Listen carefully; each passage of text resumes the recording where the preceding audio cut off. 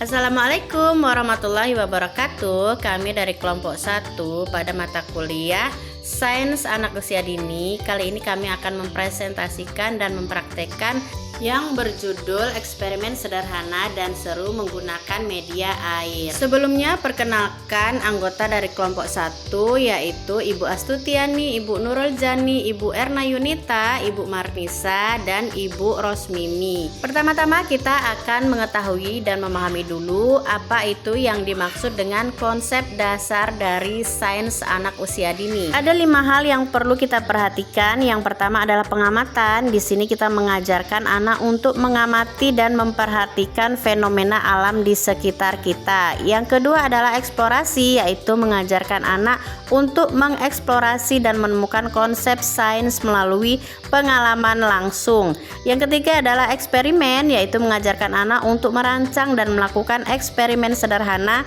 untuk memahami konsep sains. Yang keempat adalah pengukuran, yaitu mengajarkan anak untuk mengukur dan membandingkan ukuran berat dan waktu. Yang kelima adalah klasifikasi, yaitu mengajarkan anak untuk mengklasifikasikan dan mengelompokkan objek berdasarkan sifat dan ciri-ciri benda. Berikutnya yang perlu kita perhatikan adalah konsep sains dasar, di mana konsep sains dasar terdiri dari 4 macam, yaitu fisika, biologi, kimia, dan astronomi. Fisika, kita di sini mengajarkan anak tentang konsep dasar fisika seperti gerak, energi, dan materi. Sedangkan biologi, kita mengajarkan kepada anak tentang konsep dasar biologi seperti kehidupan, pertumbuhan, dan ekosistem. Ketiga, yaitu kimia, mengajarkan anak tentang konsep dasar kimia seperti materi, reaksi, dan perubahan.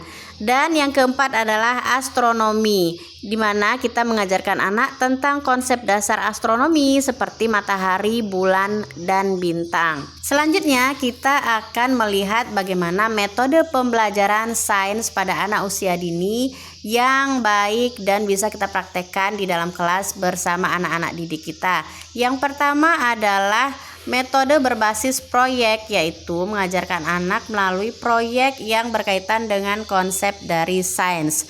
Yang kedua adalah metode berbasis eksperimen, yaitu mengajarkan anak melalui eksperimen sederhana yang berkaitan dengan konsep dasar sains. Kemudian yang ketiga adalah metode berbasis pengamatan, yaitu mengajarkan anak melalui pengamatan dan eksplorasi fenomena alam di sekitar kita. Dan yang keempat adalah metode berbasis permainan, di mana kita mengajarkan anak melalui permainan yang berkaitan dengan konsep sains. Nah, yang terakhir adalah tujuan dari pembelajaran sains pada anak usia dini. Hal ini penting untuk kita ketahui sebagai seorang pendidik, di mana ketika kita melakukan praktek atau eksperimen sains pada anak-anak peserta didik kita, maka kita akan memberikan satu pemahaman yang secara menyeluruh agar anak-anak kita mampu memahami dan mengerti dari konsep-konsep sains yang terjadi di lingkungan sekitar mereka. Baiklah, apa saja? Yaitu yang pertama adalah mengembangkan kemampuan berpikir anak, di mana kita mengajarkan anak untuk berpikir secara logis dan sistematis. Yang kedua adalah mengembangkan kemampuan mengamati, yaitu kita mengajarkan anak untuk mengamati dan memperhatikan fenomena alam di sekitar kita. Dan yang ketiga adalah mengembangkan kemampuan eksplorasi, di mana kita mengajarkan anak untuk mengeksplorasi dan menemukan konsep sains di lingkungan mereka. Kemudian yang keempat adalah mengembangkan kemampuan mengkomunikasikan, di mana kita mengajarkan anak untuk mengkomunikasikan hasil pengamatan dan eksperimen yang sudah mereka lakukan. Nah, demikianlah beberapa pemahaman dari konsep sains yang bisa kami sampaikan pada kelompok 1 ini. Semoga bisa bermanfaat dan menginspirasi semua teman-teman ibu guru pada mata kuliah Sains Anak Usia Dini. Untuk selanjutnya, kelompok 1 akan memberikan beberapa eksperimen menarik berikut ini. Halo, assalamualaikum Assalamualaikum warahmatullahi wabarakatuh. Bersama saya Ibu Astutiani, saya akan mempraktekkan dua eksperimen yang menarik dan sederhana yang bisa kita praktekkan di dalam kelas bersama anak-anak didik kita. Pastinya anak-anak akan sangat antusias dan senang sekali untuk mengikuti praktek sederhana bersama mereka ini. Yuk ikutin yuk. Nah, di sini kita siapkan beberapa gambar yang sudah kita gambar tadi ya, seperti ada angsa, ada bintang, kemudian ada kucing, ada stroberi, ada juga kelinci, sapi, pisang, dan kupu-kupu, juga beberapa gambar lainnya. Kalau ini saya menggunakan sisa atau bekas karton susu.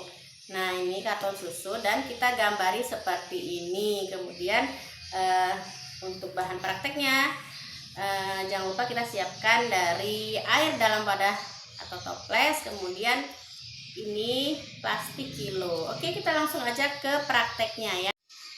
Nah, sekarang kita langsung saja praktekkan untuk mencelupkan beberapa gambar yang sudah kita masukkan ke dalam plastik kilo ya, plastik kilo.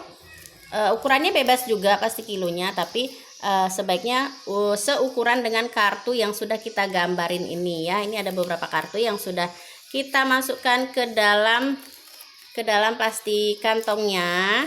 Nah, ada ikan, ada pisang, ada sapi dan kelinci dan lain-lain sebagainya.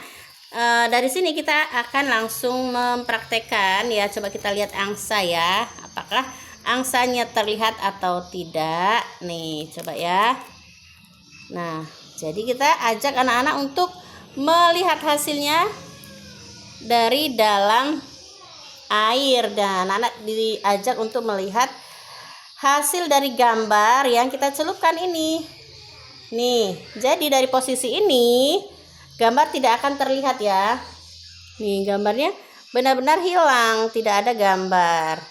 Nah, jadi berarti ini gambar-gambar yang kita celupkan ke dalam air tidak akan terlihat. Nah, coba kita masukkan lagi. Ini ada bunga. Bunga juga tidak terlihat lagi di dalam air. Nah, ini benar-benar hilang ya. Kemudian ada juga kelinci.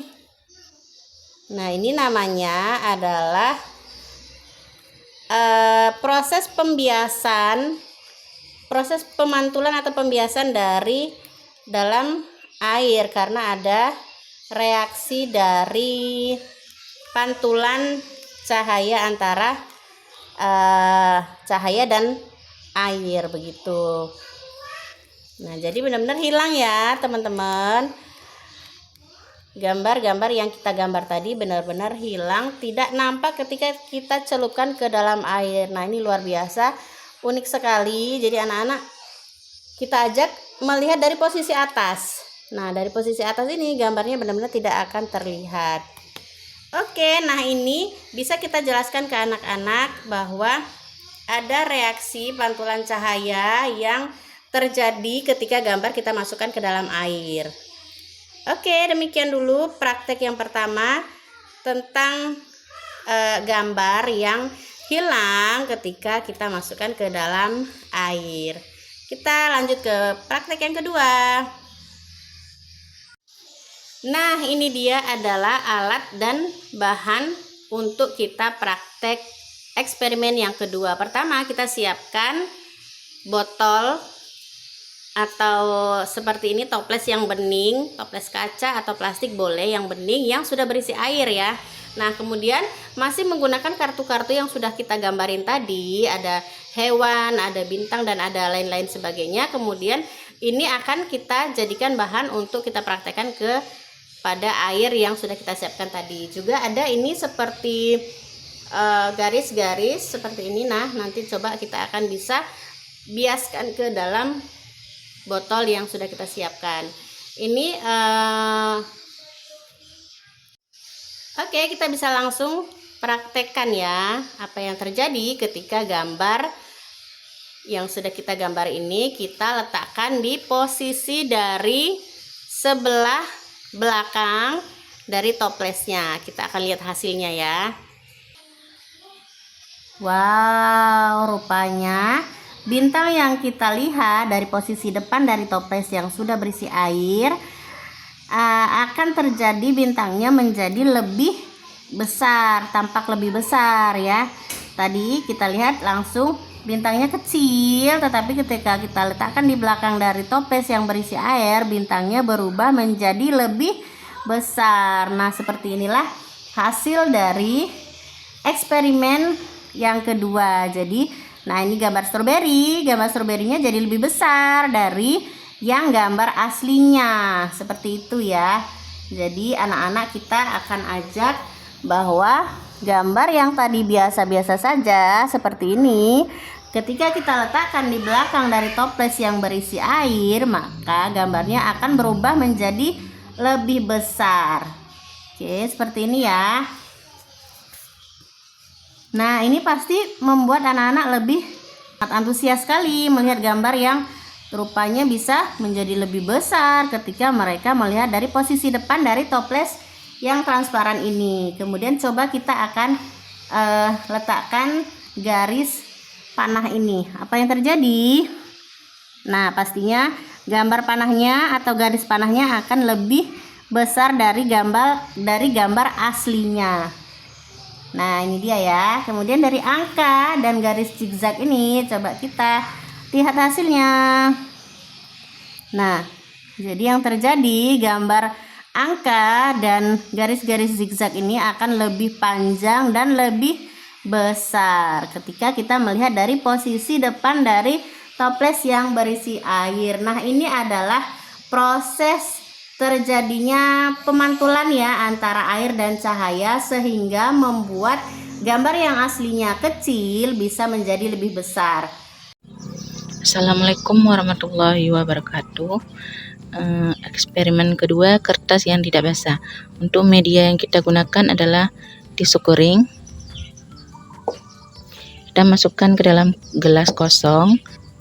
Lalu kita tenggelamkan gelas tersebut ke dalam toples sampai airnya keluar.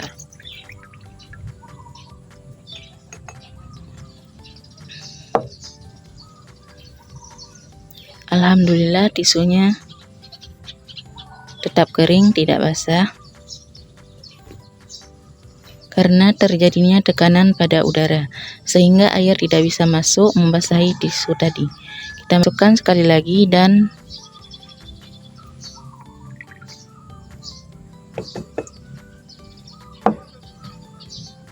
masih sama, tisu tersebut tidak basah karena tidak basah. Sekian, terima kasih. Assalamualaikum warahmatullahi wabarakatuh. Baiklah, ini eksperimen yang ketiga, yaitu kita menggunakan media kartu, koin, gelas, lalu air.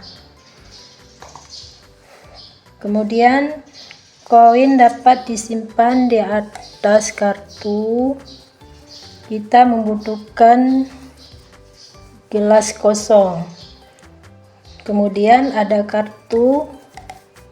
Ini kita coba di atasnya koin. Dua koin, satu.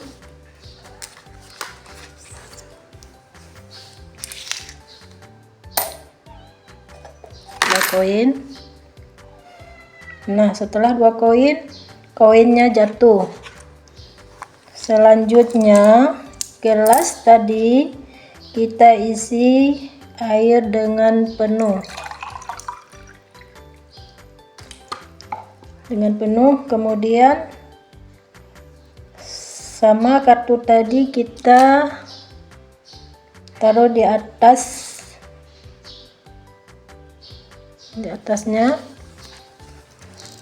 dan kita coba lakukan 1 koin, 2 koin, 3 koin, 4 koin, 5 koin,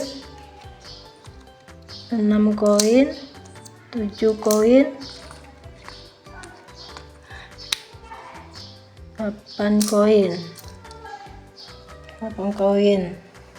Nah, kemudian kita tambah lagi 9 koin. Lalu ternyata koinnya itu tidak jatuh, kainnya masih tersimpan di atas kartu. Nah, inilah yang bisa saya praktekkan. Terima kasih. Assalamualaikum warahmatullahi wabarakatuh. Nama saya Nurujani dari kelompok 1 eksperimen 4 tentang air dalam botol yang tidak tumpah. Kita isikan air dalam botol, kemudian kita tutup dengan tisu.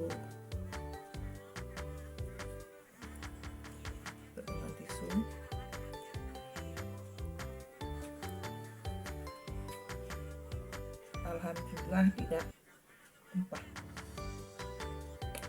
Nah, demikianlah beberapa praktek eksperimen sederhana dan seru dan pastinya menyenangkan yang bisa kita praktekkan di dalam kelas bersama anak-anak didik kita, di mana kita mengajak anak kita untuk berpikir logis bahwa ketika sesuatu itu kita